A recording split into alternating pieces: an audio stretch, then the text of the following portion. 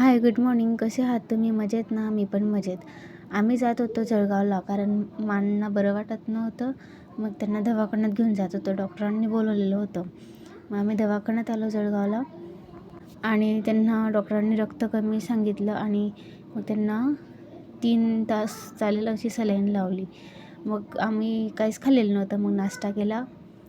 नाश्ता करून आम्ही परत दवाखान्यात आलो. दवाखान्यात आल्यानंतर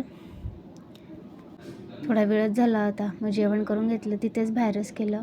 घरी आल्यानंतर चहा बनवली मस्त, कारण की माझा बेत असतो घरी चहा बनवण्याचा. तर मी पहिले चहा करून घेतली.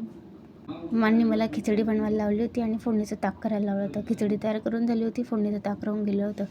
तर फोडणीचं ताक मी पहिले तूप घातलं त्याच्यात आणि तुपाचीच फोडणी दिली आणि जिरं टाकलं.